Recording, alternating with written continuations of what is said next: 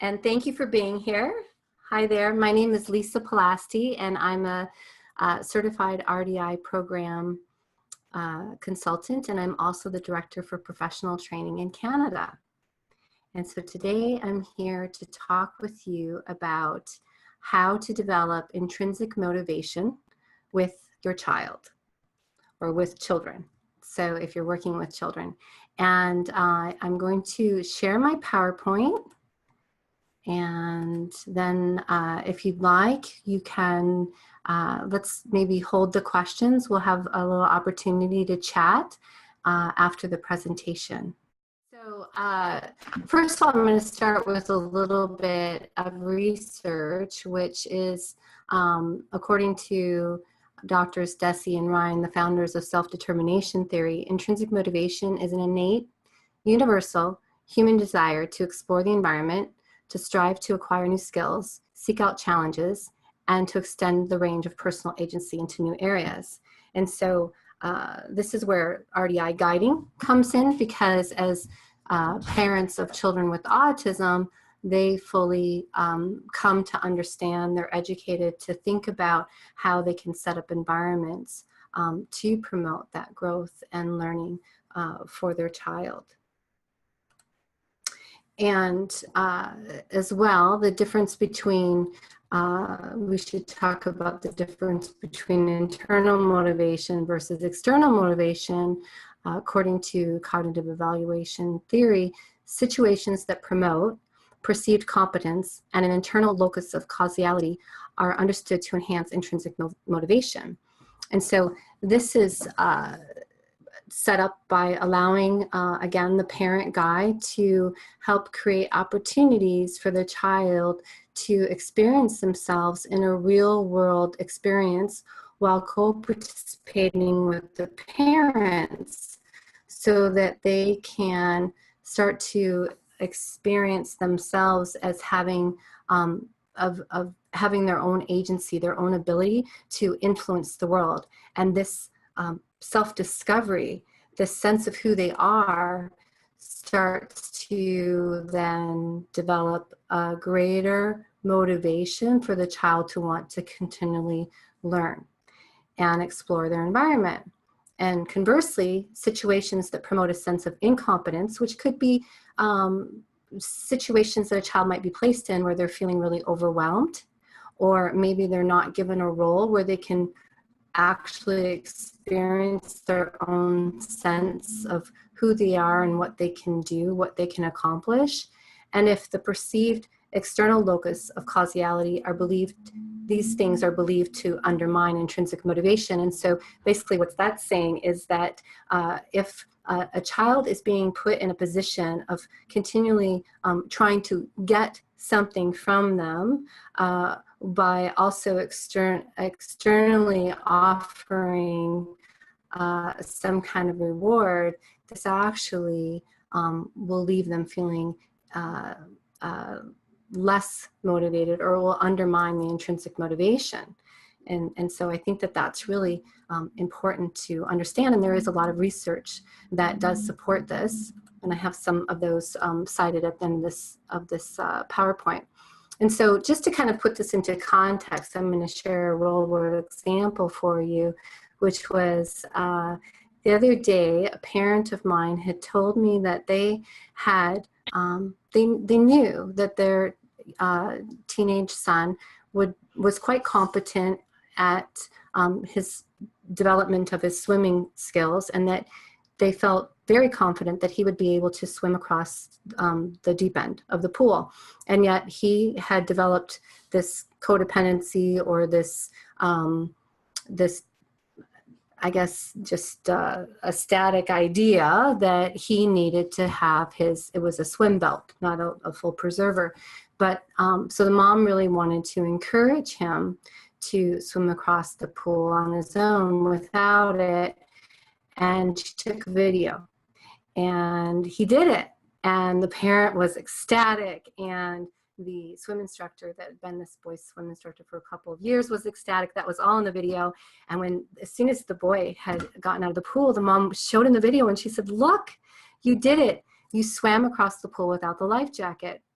Oh, and I'm sorry, did I say that she offered him the reward of no homeschooling the following day? I think that's very important. Yes. So that was the external reinforcement that she offered was, hey, if you swim across the pool, then you don't have to have homeschooling tomorrow. And she showed him the video, and he looked at it and said, no school tomorrow. So the mom was like, wow, it was hard for her to kind of fathom how her child would have made such a huge accomplishment and yet not really had retained any of that in terms of his own sense of what he could accomplish. And so it's just a good example of how that external reward then led to the challenges of him developing that sense of self. And so when we're thinking about internal motivation versus external motivation, it's helpful to note some of the problems that can accompany rewards, which is there's a mindlessness that happens. It bypasses the soul system that could be considered the cognitive processing, the external, the executive functioning, the development of the prefrontal cortex. So it bypasses this, and it can get in the way of course, then building the internal motivation, and it focuses on the product and not the process of learning and getting better. And with that, it's important to think about what some of the misconceptions or the stereotypes are that are out there about individuals with autism, and that is that they require external reinforcement to be motivated. Years ago, I was at a conference. It was actually a conference, an RDI conference in Toronto, 2005, with, Dr. Gutstein was presenting. And I remember having a discussion with a professional who really wanted that was her understanding. And I'm sure that she was well-intended, but I couldn't seem to kind of convince her that the motivation is actually bred from development of a sense of competency, of feeling that I'm starting to feel more competent in my world, which means I can make more sense of my world, and that breeds motivation. And so it's interesting to also think about or know that this belief is actually unsupported by research. And we have no reason to believe that persons with autism cannot be motivated by the same intrinsic desires as anyone else.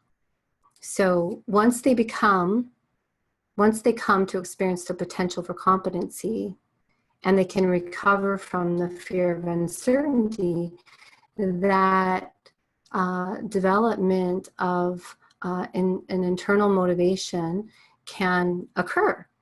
I've seen it firsthand with my own child and with the clients that I work with. And so it is a misconception to think that children with autism need external reinforcement. And it's also helpful to understand what the addiction is to the operants or the external reinforcements. It's because they can get immediate results. It's also interesting to note, and I would have liked to have been able to pull up this fMRI image that shows the part of the brain that is actually activated with that automated kind of very automatic response system by working on a specific outcome. It's an immediate type of response. That actually is not part of the brain that is impacted by autism. And test scores or data might look good, but those kinds of outcomes, the immediate types of responses, the rote learning, that does not build the mind or develop the type of thinking that's necessary for long-term quality of life. So way back when, I had the misconception, when my son was diagnosed at 2.5, that if we could just extinguish those behaviors that looked like autism, if we could extinguish those, and if we could increase the behaviors that looked like typical children, then we could cure the autism. And the interesting thing was that we were largely able to do that, but at the end of that time, I was still gravely concerned about my son's long-term quality of life. And quite frankly, I felt that he was no less autistic. It's just kind of uncanny. And then of course I had to deal with the whole, well, what's in it for me kind of attitude that he presented with for the next few years as a result of that type of relating. It was a way of relating to him that pretty much all adults in his life did. So this also can neurologically make the person worse by cutting off the brain from building the top-down neurological development.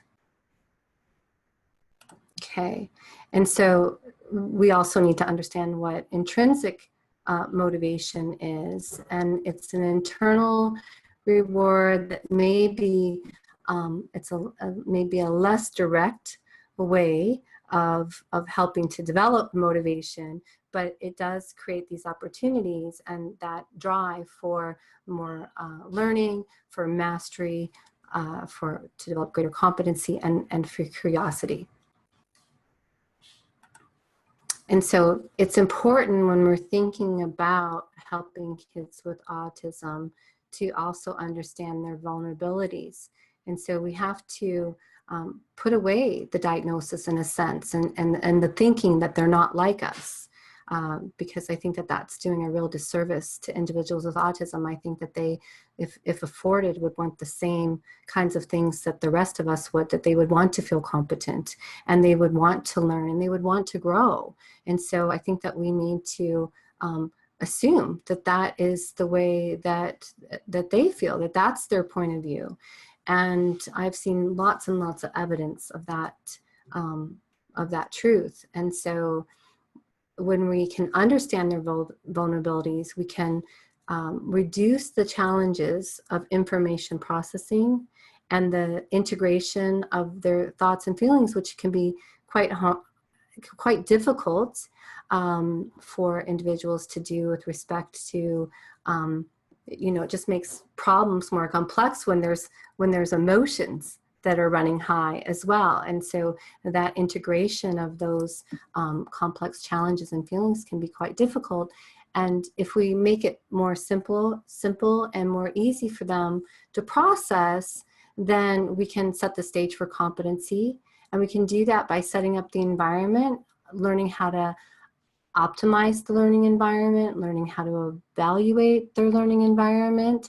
And we can also create roles for the child so that they can develop greater competency in co-participating and co-experiencing with us. And this is how typical children develop. And so that ability, again, to provide the parents who make the most sense, in a way, if we can guide parents to begin to think about how to set the stage to develop this competency, then it can work beautifully.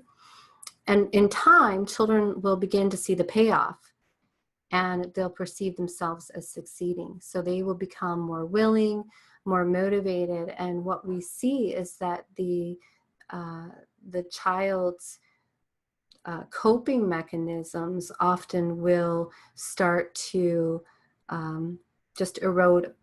And so we're talking about things like resistance, avoidance, control, even passivity. We can also, through this process, really help the child develop the salient system, which is being able to determine what's most important at any given one time. We help to help them encode those experiences, because, and that's a really critical piece that I could probably spend a full day talking about a child's ability to encode meaningful moments, to retain them, because it's very important to know that to understand that how can you know where you want to go if you don't know where you've been? How do you know how to set goals that are meaningful for you as a person if you're not able to access your own personal past and to learn from those experiences. And so this is also innately tied in to the development of the of internal motivation. But again, parents learn how to set up environments, and they learn how to spotlight the things that are most important at any critical time through the core experiencing for the child to encode. So it's not, it's I guess somebody just shared an example with me this morning. I was on a different professional webinar, and they said that one parent was sharing pictures of when the consultant was from Australia, but she was saying one of her clients was sharing a picture of when she went to they live in Australia, but when they went to see the snow, when they went to where there was snow, and that this was a big deal and it was a really cool experience. And so the mom was sharing the picture with the child, and there was a car, I guess the rental car was in a part of the picture, and all the child said was the seatbelt was broken.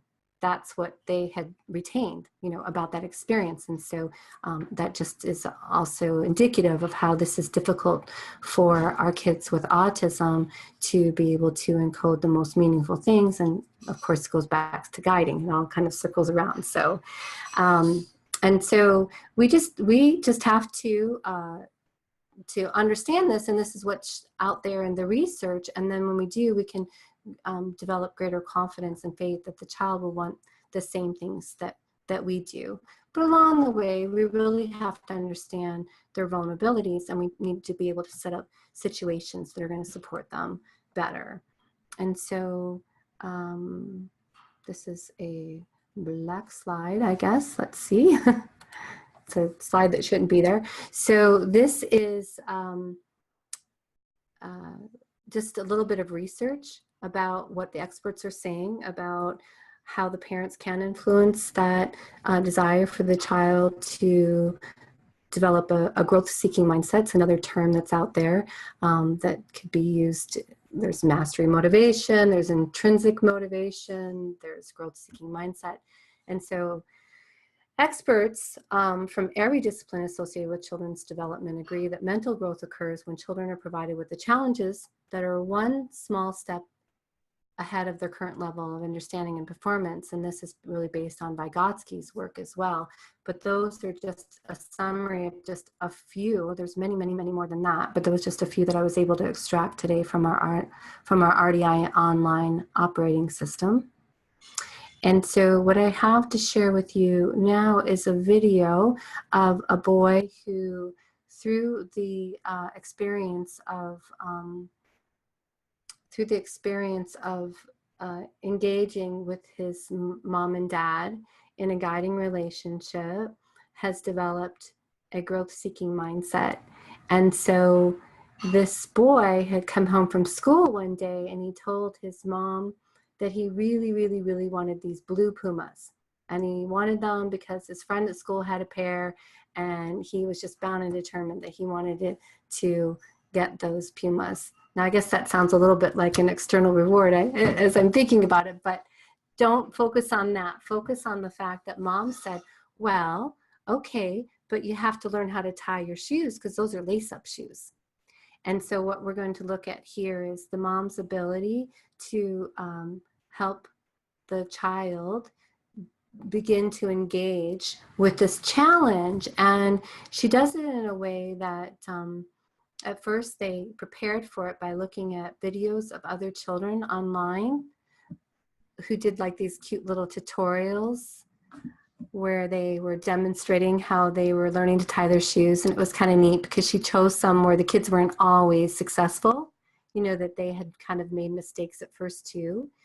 I'd like you to notice the playfulness that mom has in this process. And also part of the process too, which is kind of interesting, that was a part of our RDI program, was that I said I wanted her to take video in segments that would allow the child to see how he was getting better at something as he continued to practice. And this is a term that's out there that Tori Higgins writes about becoming. And it's the sense of who you are based on your experiences and how they help shape you.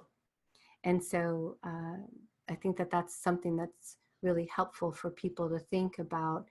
You know, it's pretty basic, but who we are today is a result of our relationships. Okay, so let's look at that. Funny dog. I like it. That's a good idea to color it. I'm Nico, and I don't turn in a bubble gum.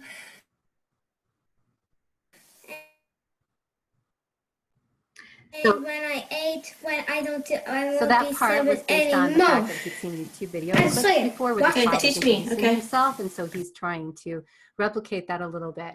And at first, Mom is just giving him a little bit of space to say, okay, how are you going to start? But she still knows. She has this really strong understanding. She still knows that she's the guide.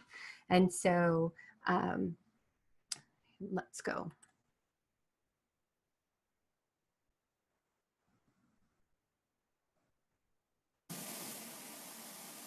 Like that, Okay. and wrap it. Yeah. No, that's hard. Oh, I think just one time. Okay, wrap it through. Pull it down. Okay. And I'll show you. And if Oh, shucks. Like the girl in the video said. yeah. I think shucks. Here, watch. Two, and that's those. That was right now. Pull. Oh. Not a thing. Now we done Nathan's journal. When you made a mistake. And Mom said we don't have that plum sauce on it. Really? Yeah. I don't remember that. You've got a really good memory. Let's try that part again. Hold on. It's a That was a nice little moment where there was some experience sharing happening where the mom, it's kind of a little hard to quite understand this little guy, but he's really worked hard on his artic too. He's motivated to do that.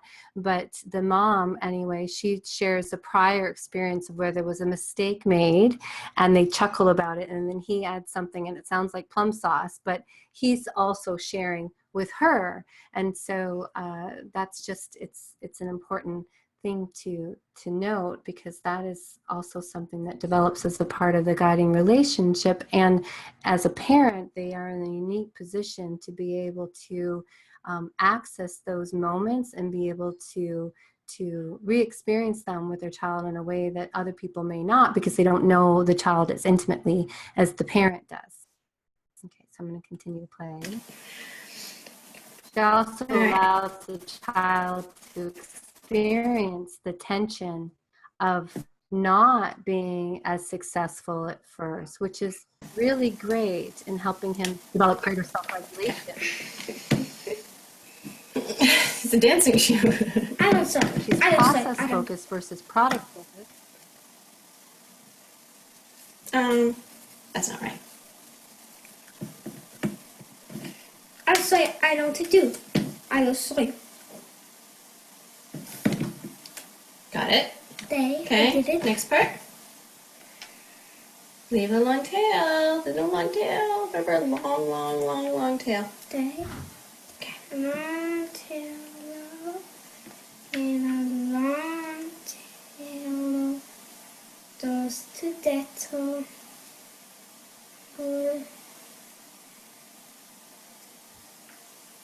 Oh, I can't. you did. I can't. I did. Oh. And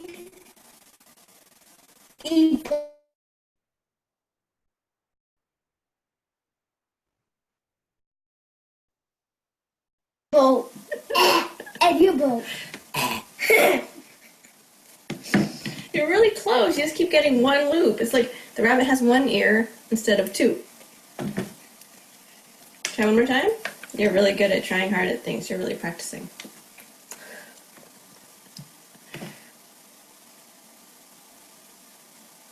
One time through.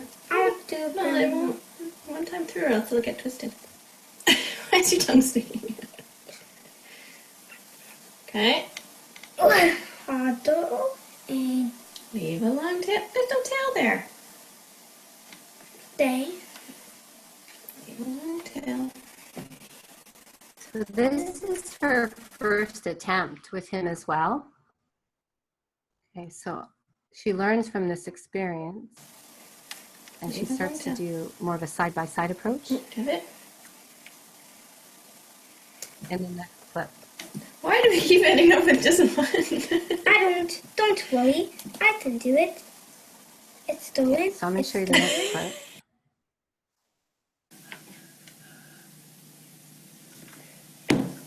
We don't make a house. There.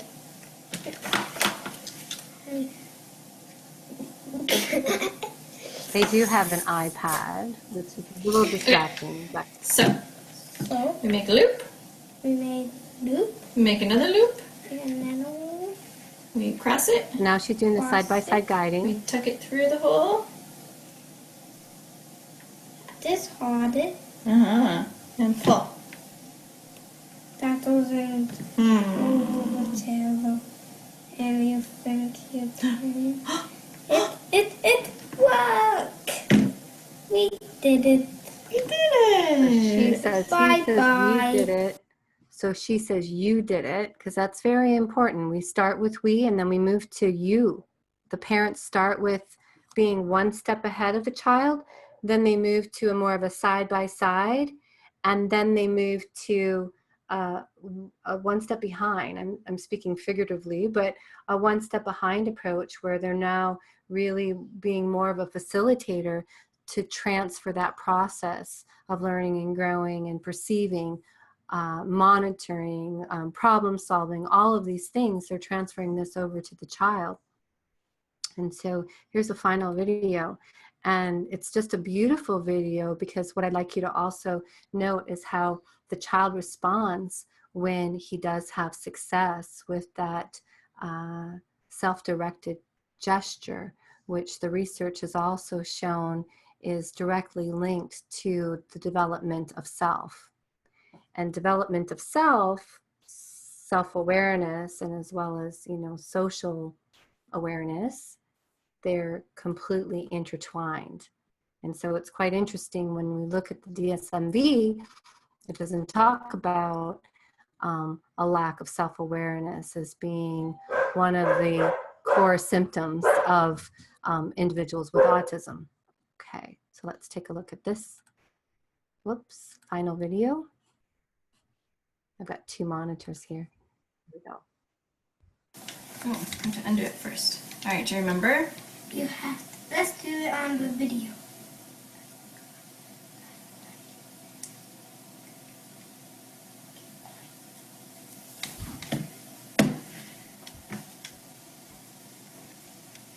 Nice long tails. You did it.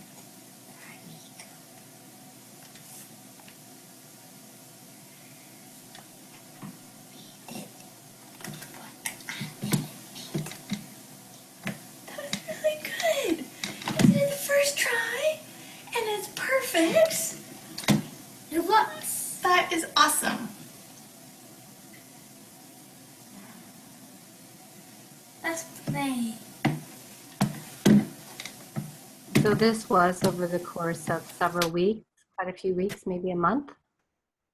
Okay. Pretend they're dancing So it's shoes. pretty awesome, I think, in terms of the way that this child really did that, that moments where he's talking to himself. It was a little bit interesting too, the use of the iPad for him, because while I thought it was a little bit distracting at first, the second video, we definitely saw that he was doing more of a referencing of his mother.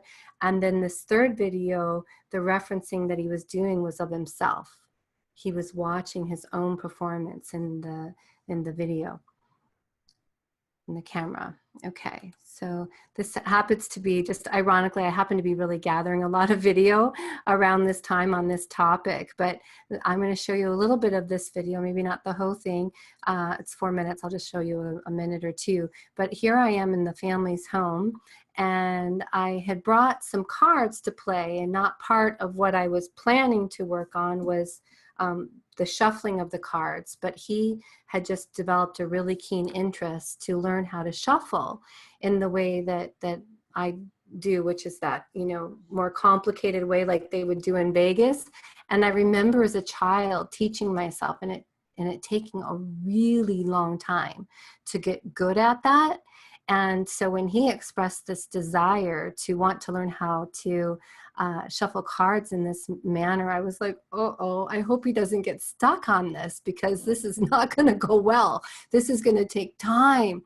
And I kept trying to convince him that it was going to take a fair bit of time. And so let's take a look at this. But you'll see me trying to convince him that it's going to take some time. Try it with less cards. Here. Less cards like Let's just try it for a little bit longer, and then you can try a little bit every day until you get it, okay? But don't worry if you can't get it today, because remember, it took me like 2 years. I started when I was 10, and I didn't actually really do it well until I was 12. It reminds me of you learning how to whistle. It took you a couple of years. So did you hear that? I know the sound is really faint. Can you just nod if you heard? Okay. And so again, the mom is saying, hey, it's kind of like when you remembering how to learn how to, or it was kind of like learning how to ride your bike. That took a long time. And you're still practicing learning how to blow bubbles with gum. And so she again uses her knowledge of his experiences to help anchor this experience for him, to know that, you know, don't expect that you're going to learn something like that. Sometimes that's hard for kids. They can be, they can feel like it's failure, you know, if they're not at a certain level, without really recognizing that it takes time to develop, that the payoff isn't going to come right away. There's not an immediate payoff.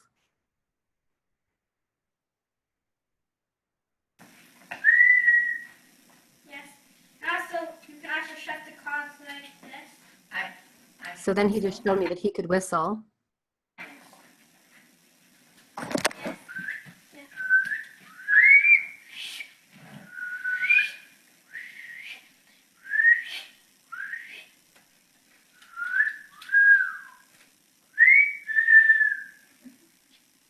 Did you Yeah. blow? Did you do blow in or out? Out. Okay. How do you shut? Do you He's also just trying do you to do bend like the this, cards. Mom? He's trying to understand. He wants to get back to After this. you shut the cards. I'll show you. I got my 2 piles. Do you have 2 piles? Let's do 2 piles first. And also, do that. There. Okay. And then on the table. But wait, I need that. A few more. Yeah. See? Okay. And then bend. And then open. That's right. Okay. Got that part. Oh, you pulled it apart. Let's try again. So breaking it down. First. That's the first step. Okay. There's less cards for him to hold. He didn't have a whole Hard. stack. I gave him less. Like that. Oh, has one. I put them together like that. Yeah, you can push them together like that. That's the first step that you have to There. master. That's the first step. Just get good at that step first. And push. Yes. Also, you also do it like this. Oh, I know what I can do. Watch this. Do it like this. Okay. So we worked on that for a little bit. And This. then, you know, I just really encouraged him and told him that it was going to take some time for him to really learn how to do this. And so, yeah,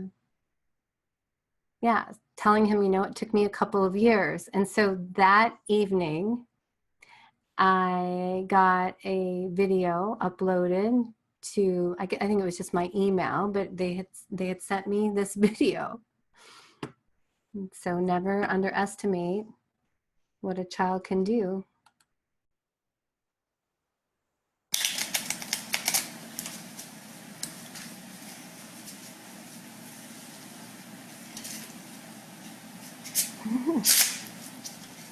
He's pretty proud of himself. He's not showing the affect here, but it was his idea to send me the video. He was pretty happy, and you know, when he was done, he referenced his you know, he checked in with his mom. He was sharing that experience with her because she was behind the camera.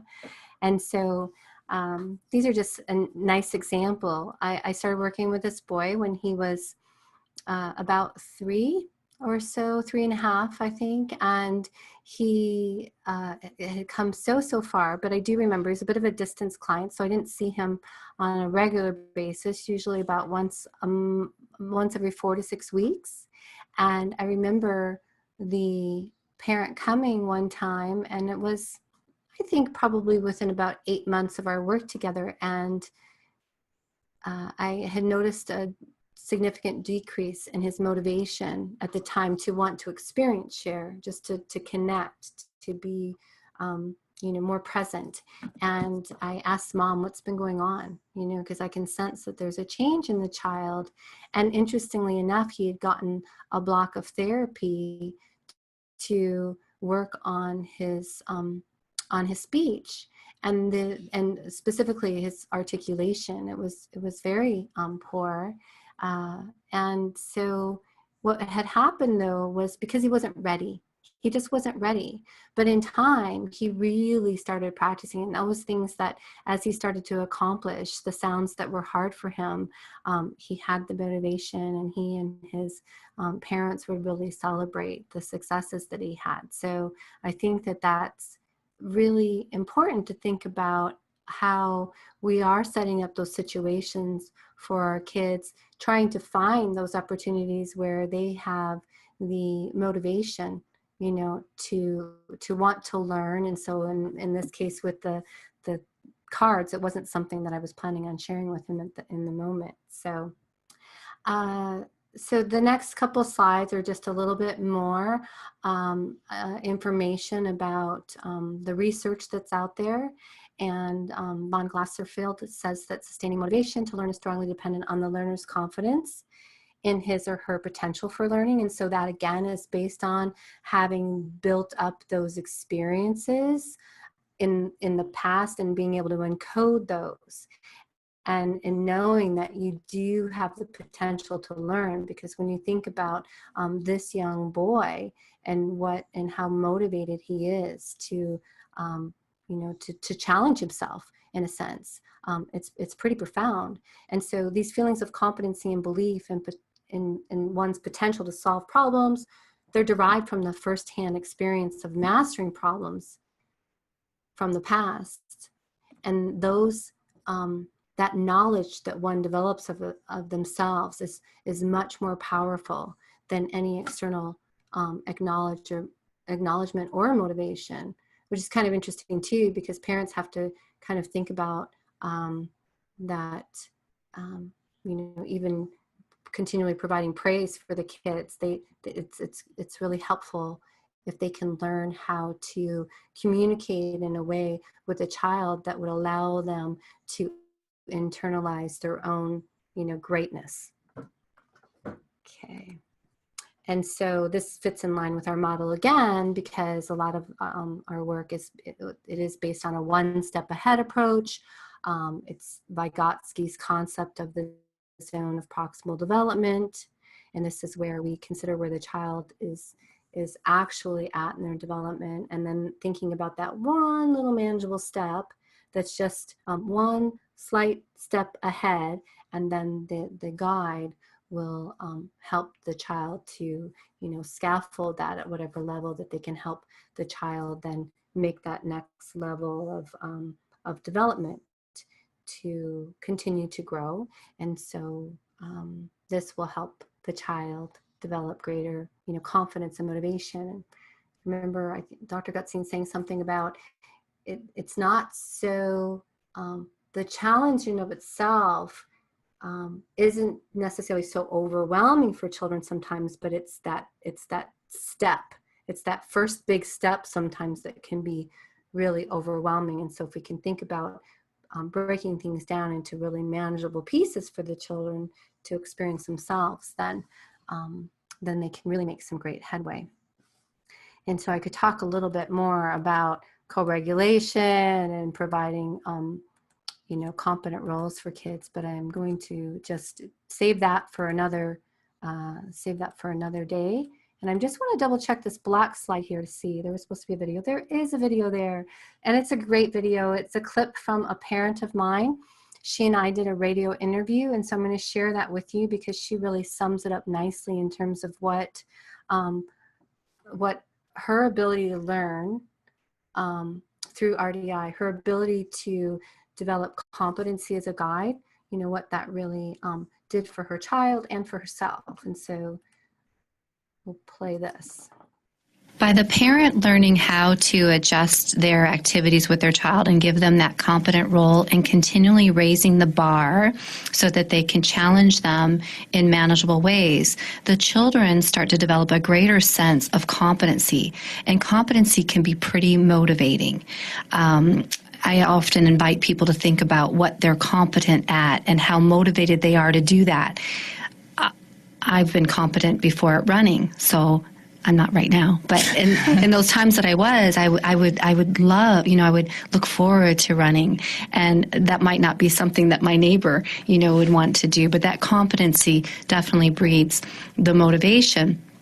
And with that said, children start to develop a sense of who they are and how they fit in the world. And so it's through the relationship that we help the children start to develop a sense of self. So it's not just the child does something, reward happens. There's also something very subtle that's happening. Like you said, the trust, I believe in you. I believe that you're capable, and stretching just a little bit by little bit each time. And the child starts to feel like, I feel good when I'm with you. Can I just add something? I guess when you asked me the question, what led me to shift strategies, another piece of it was just this question that wouldn't let go of me. Why does a typical 2-year-old want to do things with their parents? They're not getting offered Smarties. What is it that's different? Is that permanently different? And I wanted that so badly, to have that intrinsic motivation for him, and believed, I guess, or hoped that it was possible, because I believe it's part of being human.